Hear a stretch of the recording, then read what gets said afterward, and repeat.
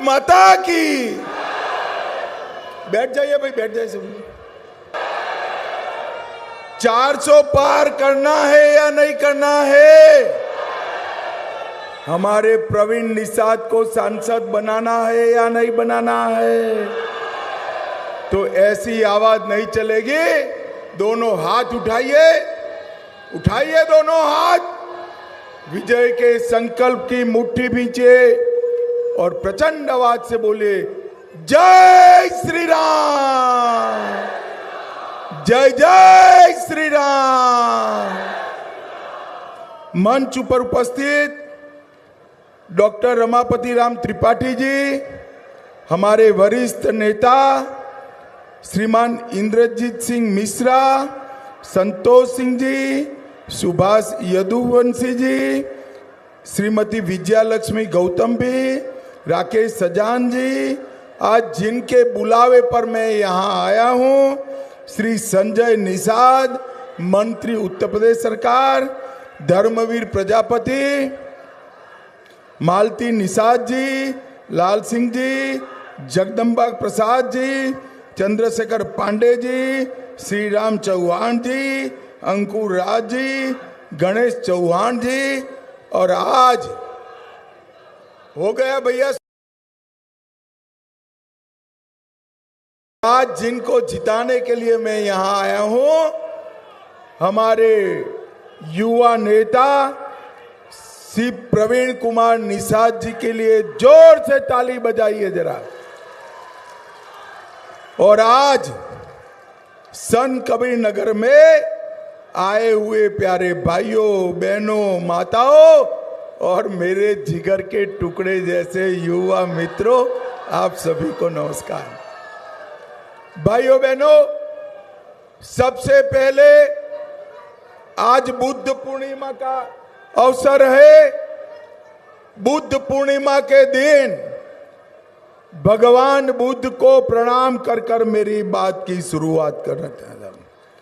मैं संत कबीर नगर आया हूं, महान संत, अरे हो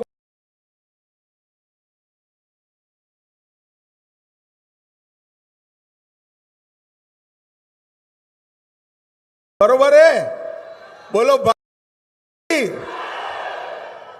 महान संत कबीरदास जी, इनकी पावन धरा को भी मैं प्रणाम करता हूं।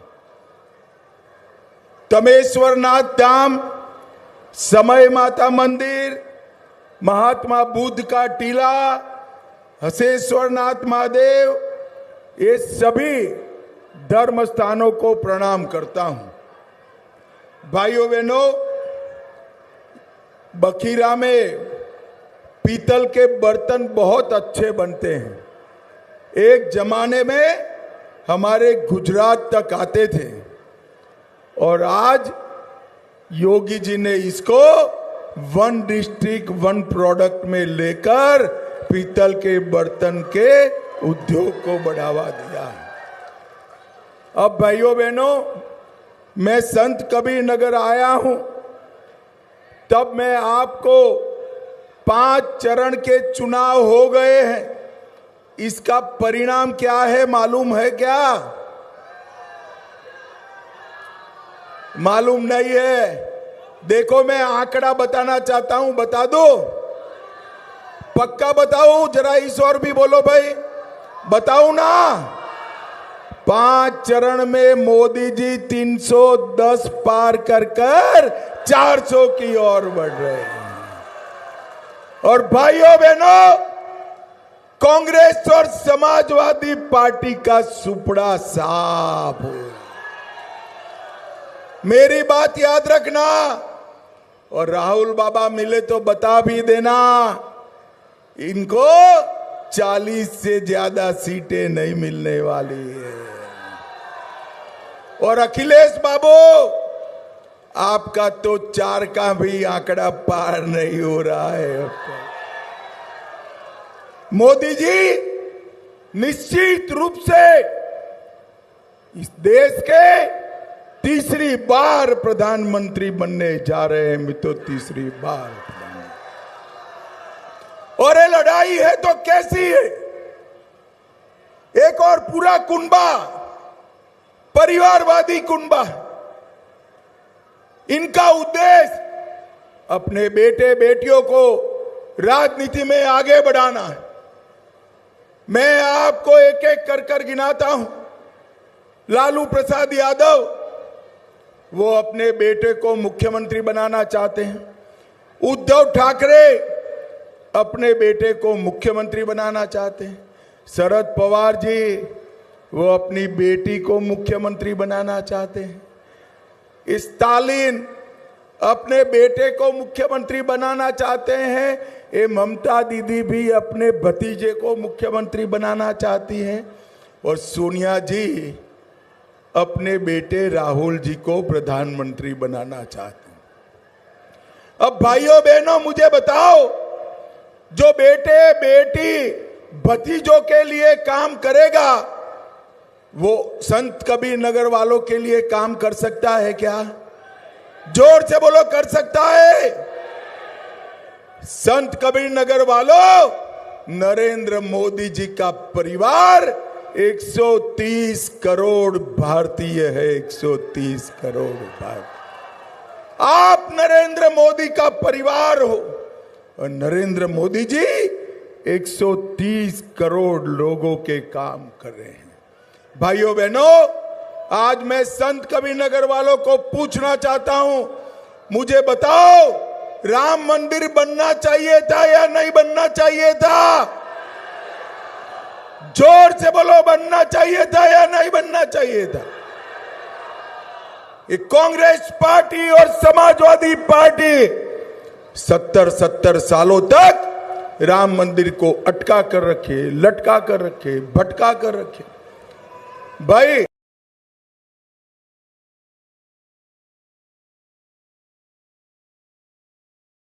70 साल तक वो राम मंदिर को लटका कर रखे, अटका कर रखे, भटका कर रखे।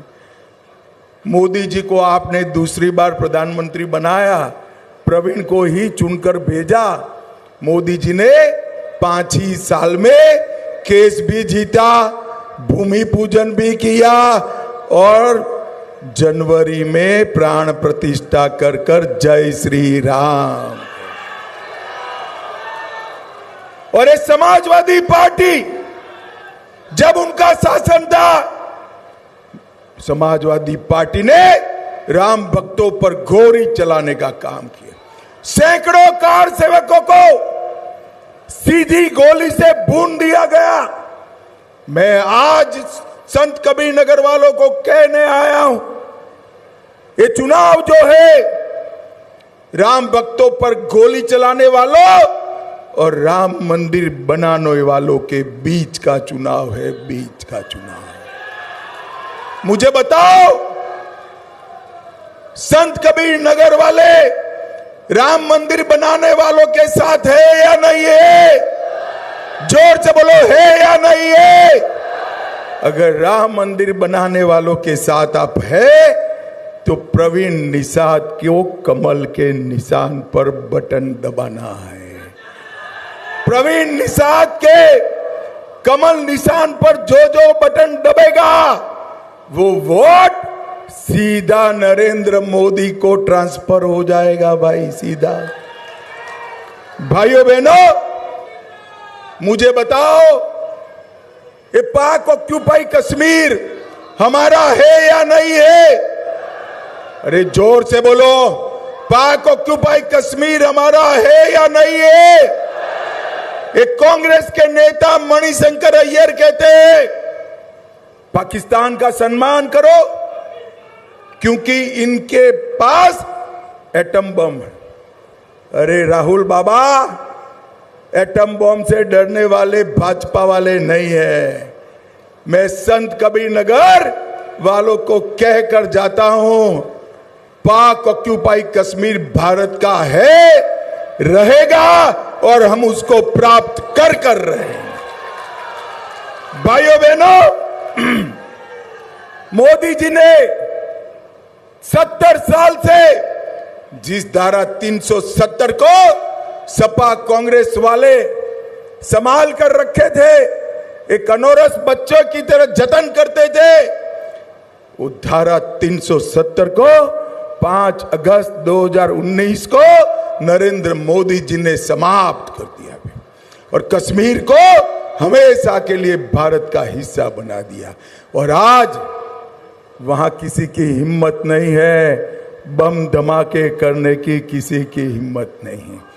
और भाइयों बहनों, पुलवामा और उरी में थोड़ी हिम्मत करी पाकिस्तान वालों ने, मोदी जी ने सर्जिकल स्ट्राइक, एयर स्ट्राइक कर कर उनके घर में घुसकर आतंकवादियों का सफाया करने का काम नरेंद्र मोदी जी ने किया। ये गरीबों की बात करते हैं। राहुल बाबा, आपकी दादी गरीबी हटाओ का नारा लेकर गई थी, गरीबों के लिए आपने कुछ नहीं किया। एक गरीब चाय वाले के बेटे नरेंद्र मोदी ने देश के 80 करोड़ गरीबों को कल्याण करने का काम नरेंद्र मोदी ने किया। 80 करोड़ लोगों को प्रति माह प्रति व्यक्ति 5 किलो अनाज मुफ्त में दिया। 12 करोड़ घरों में हमारी माताओं बहनों के लिए शौचालय बनाया। 4 करोड़ घरों में घर देने का काम किया। 10 करोड़ माताओं बहनों को उज्ज्वला का गैस का सिलेंडर दिया और 14 करोड़ घरों में नल से जल देने का काम नरेंद्र मोदी ने किया। नरेंद्र मोदी ने, ये सिर्फ गरीबी की बात करते हैं, गरीबों का काम हमारे प्रिय नेता देश के प्रधानमंत्री नरेंद्र मोदी जी करते। भाइयों बहनों, एक कांग्रेस पार्टी और उनके चट्टे बट्टे एसटी, एससी, ओबीसी का आरक्षण मुसलमानों को देना चाहते हैं। भाइयों बहनों, कर्नाटक और हैदराबाद में कांग्रेस पार्टी ने 5% आरक्षण मुसलमानों को देकर पिछड़ा, अति पिछड़ा का आरक्षण काटा। और कल ही बंगाल हाई कोर्ट का फैसला आया, ममता बनर्जी ने 180 मुस्लिम जातियों को बिना किसी सर्वे को ओबीसी के शुमार कर दिया। 2010 से 24 तक की सारी आरक्षण की व्यवस्था को स्टे करने का काम बंगाल हाई कोर्ट ने कर दिया। मैं आज आपको बताना चाहता हूं, ये कांग्रेस पार्टी का एजेंडा है अपनी वोट बैंक के लिए पिछड़ा समाज का आरक्षण छीन लेना, इस पर डाका डालना और मुसलमानों को देना। मैं आज आपको गारंटी देकर जाता हूं, खलीलाबाद वालों, संत कबीर नगर वालों, जब तक मोदी जी है पिछड़ा समाज के आरक्षण को कोई छीन नहीं सकता, दलित के आरक्षण को कोई छीन नहीं सकता, आदिवासी के आरक्षण को कोई छीन नहीं सकता। भाइयों बहनों, 1 तारीख को परिणाम है, आप सबको मालूम है या नहीं है? चुनाव है 1 तारीख को समाप्त हो जाएगा ना। 7वें चरण का चुनाव 1 तारीख को, आपको 25 तारीख को वोट डालना है और 4 तारीख को परिणाम है। मेरे पास अभी एक जर्नलिस्ट ने इंफॉर्मेशन दिया, 6 तारीख को राहुल बाबा और अखिलेश जी का कार्यक्रम क्या है, आप लोगों को मालूम है? नहीं है? जानना है? 6 तारीख को राहुल बाबा और अखिलेश जी विदेश छुट्टी पर जाने वाले हैं। इन्होंने तय कर लिया है कि हमारा तो कुछ होना नहीं है भैया, गर्मी बहुत है, चलो विदेश जाते हैं। भाइयों बहनों, ये राहुल बाबा को लगातार देखे आप, थोड़ी गर्मी बढ़ते ही हर 6 महीने में बैंकॉक, थाईलैंड, इटली चले जाते। एक और ये थाईलैंड में वैकेशन करने वाले नेता है और दूसरी ओर 23 साल से मुख्यमंत्री प्रधानमंत्री रहकर कभी भी एक दिन की छुट्टी लिए बगैर दीपावली के दिन भी सेना के साथ मिठाई खाने वाला नरेंद्र मोदी है, नरेंद्र मोदी। ये दोनों के बीच में आपको निर्णय करना है। संत कबीर नगर वालों, मुझे बताओ, कोरोना का दोनों टीका सबका लगा है या नहीं लगा है? अरे ऐसे नहीं, माताएं बहनें जरा हाथ ऊपर उठाकर बताओ, लगा है ना? किसी को 4 आना भी देना पड़ा है? मोदी जी ने सामने से कॉफी पिलाकर टीका लगा दिया। और उस वक्त ये राहुल बाबा और अखिलेश जी क्या कहते थे?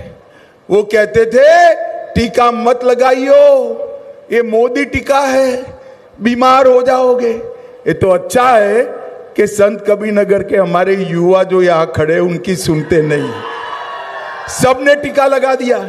जब ये दोनों ने देखा पूरे देश ने टीका लगा दिया, रात को राहुल बाबा अंधेरे में प्रियंका बहन को लेकर खुद भी टीका लगा आए। बोले अरे शर्म करो राहुल जी, अखिलेश जी, महामारी के समय इतनी ओछी राजनीति कर सकते?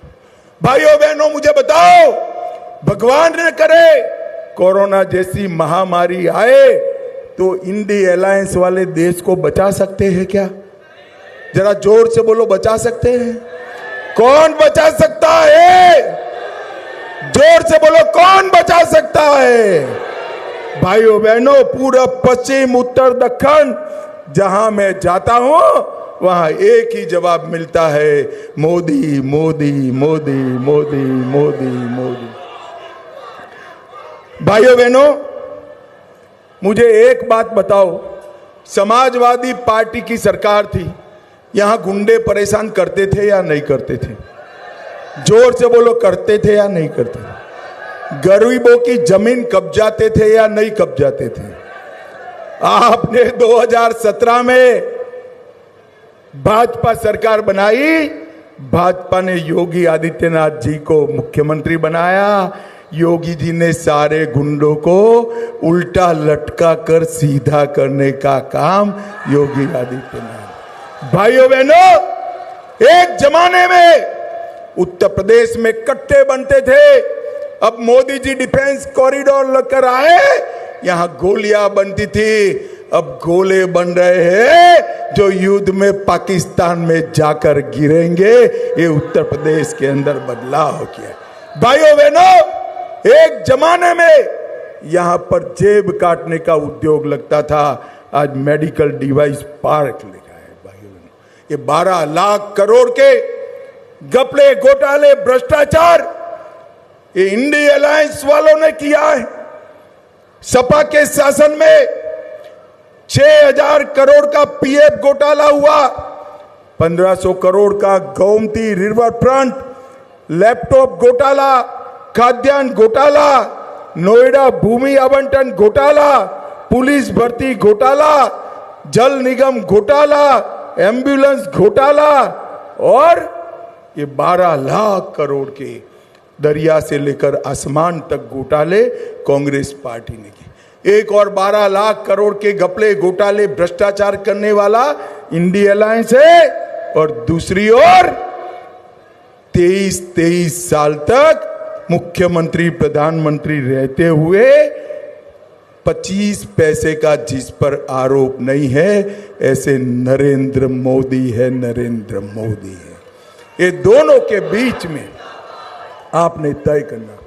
इस संत कबीर नगर में हमारे पहले के सांसद स्वर्गीय शरद जी और अभी के सांसद प्रवीण निषाद ने 10 साल में ढेर सारे काम किए।